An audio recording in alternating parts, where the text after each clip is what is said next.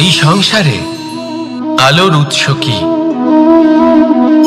সূর্য। এই সংসারে মিষ্টি জলের উৎস কি?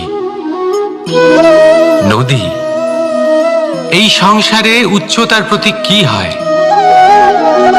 হিমালয় পর্বত।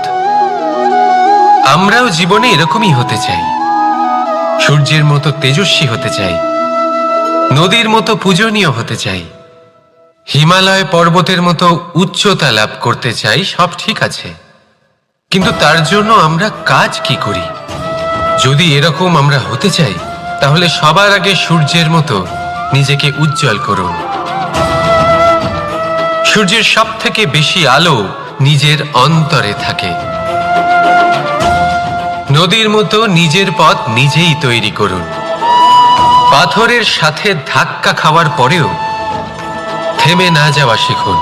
হিমালয় পর্বতের মতো উচ্চতা লাভ করতে হলে সেটার মতো অটল থাকতে শিখুন। একটা কথা অবশ্যই মনে রাখবেন, নিজেকে জ্বালাবেন, তবেই সংসারকে আলোকিত করতে পারবেন। রাধা রাধা। পুস্তক। পুস্তক থেকে আমরা কি না শিখতে পারি? জ্ঞান হোক, বিজ্ঞান হোক, ইতিহাস হোক, সব শিখতে পারি। কথায় আছে, একটা ভালো পুস্তক, একটা ভালো গ্রন্থ পাওয়া তা 100 ভালো বন্ধু পাওয়ার সমান। কিন্তু যদি একটা ভালো বন্ধু পাওয়া যায়, তাহলে তা গোটা গ্রন্থাগারের সমতুল্য। সে আপনাকে কর্মের বিষয় জ্ঞান দেয়, সাফল্যের রসায়ন শিক্ষা দেয়, সে আপনাকে ইতিহাসে অমর করে রাখবে। শুধু তাই নয়, সে আপনাকে শুধু পথই দেখাবে না, সেই পথে আপনার সাথে সঙ্গী হয়ে চলবে সে। সেই জন্য জীবনে যদি কোনো ভালো বন্ধুকে পাশে পান, তাহলে তাকে আপন করে রাখবেন, তাকে সামলে রাখবেন, জীবন সহজ হয়ে যাবে। রাধা রাধা।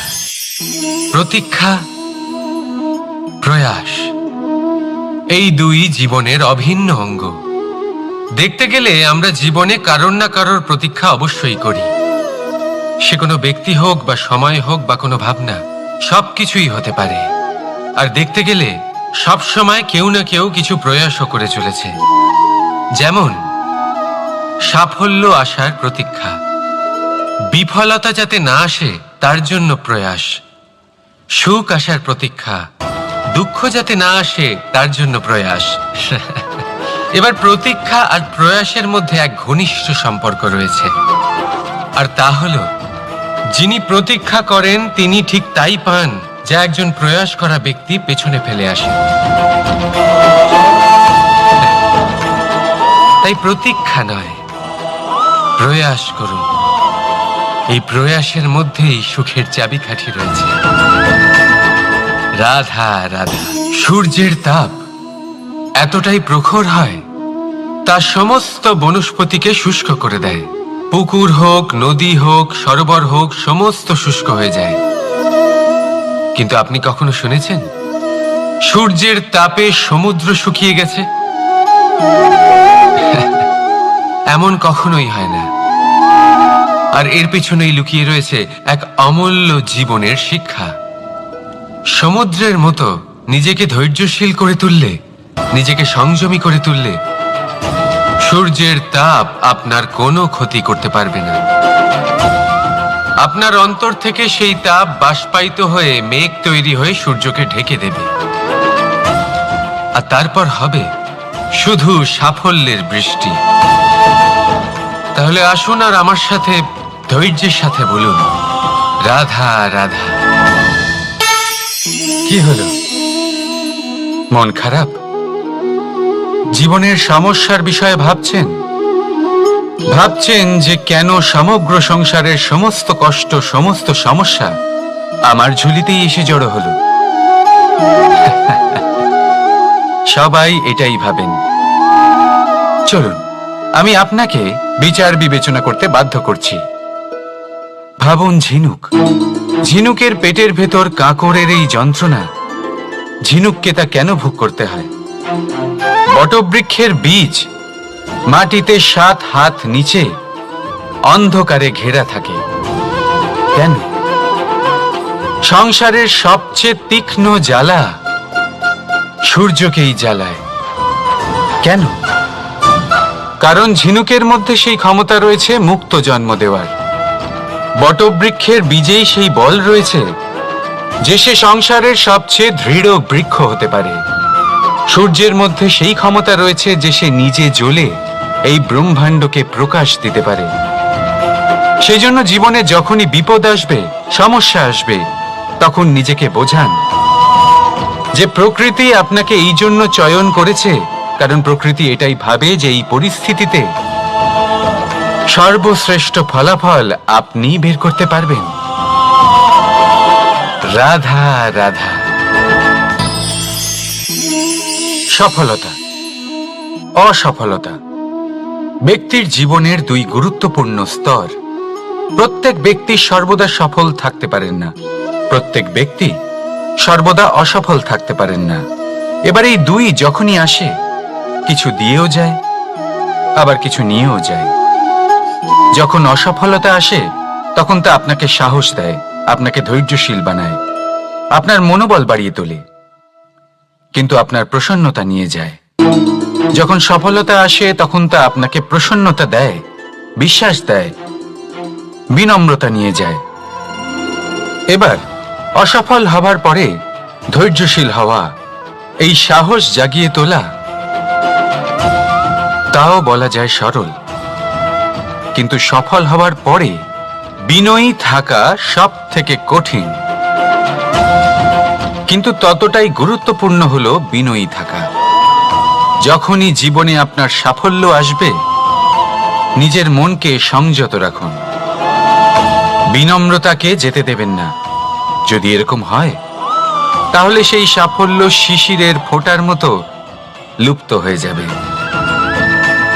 রাধা রাধা। আমরা কর্ম করি, আর সেই কর্ম অনুসারে আমাদের তার ফল প্রাপ্ত হয়। এখন এই কর্ম আরো শ্রেষ্ঠ হতে থাকে, আমরা আরো প্রেরিত হতে থাকি। তার জন্য আমরা বড় বড় জ্ঞানীদের থেকে প্রভাবশালী, প্রেরণাদায়ক ব্যক্তির সাথে দেখা করার চেষ্টা করি, দেখা করিও।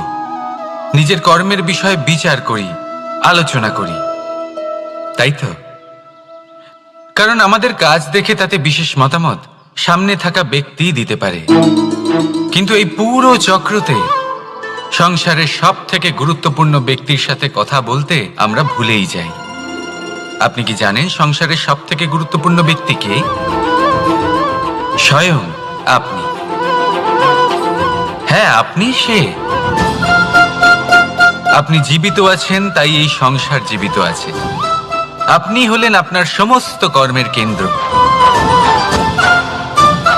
তাই এবার থেকে প্রতিদিন একটু সময় নিজের জন্য বের করে নিজের সাথে কথা বলুন, নিজেকে বুঝুন, নিজের কর্মকে বুঝুন।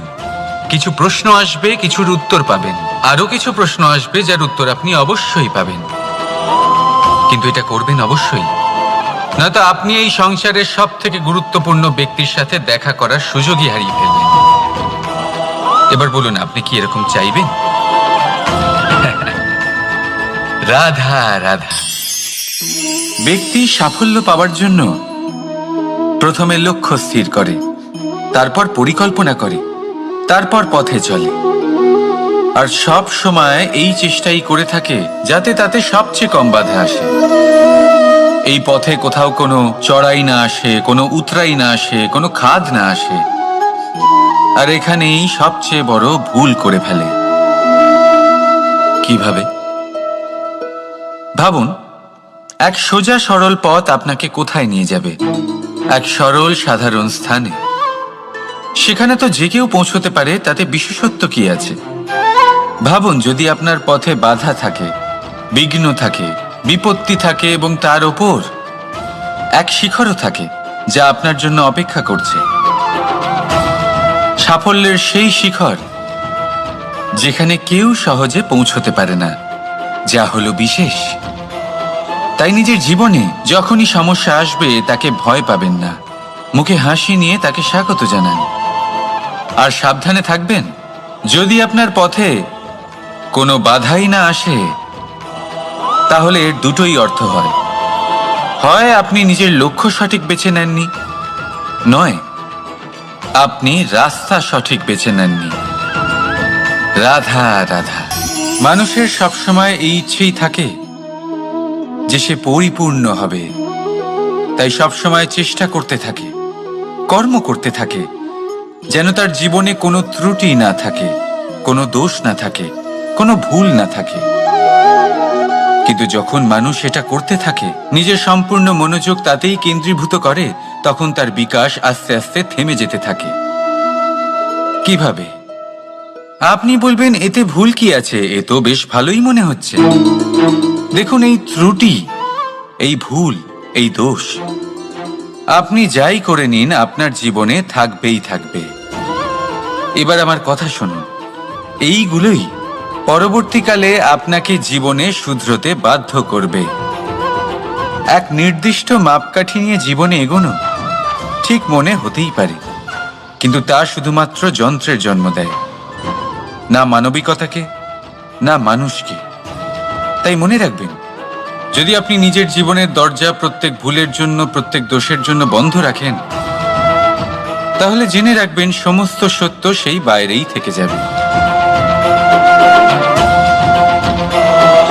এই ভুল, এই দোষ, এই ত্রুটি হলো সেই যা আপনাকে জীবনের বিষয়ে, প্রয়াসের বিষয়ে, কর্মের সত্যির বিষয়ে জানতে সাহায্য করবে।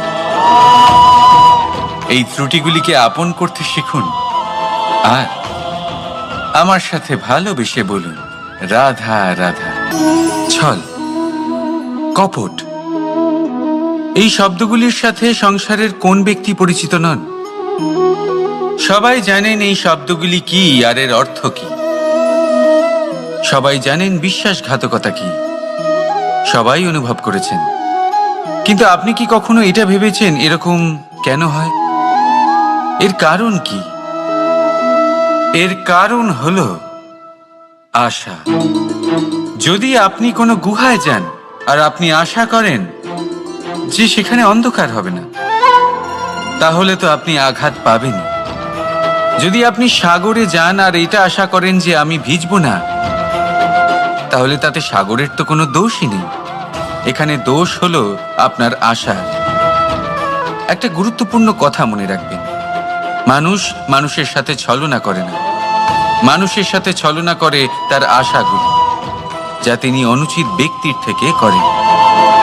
সেই জন্য জীবনে কখনো কোনো আশা করার পূর্বে অবলম্বনের মূল অর্থ বুঝুন। জানুন তিনি আপনাকে সঙ্গ দেওয়ার আদৌ যোগ্য কিনা। না ভাঙবে আশা, না ভাঙবে বিশ্বাস। রাধা রাধা।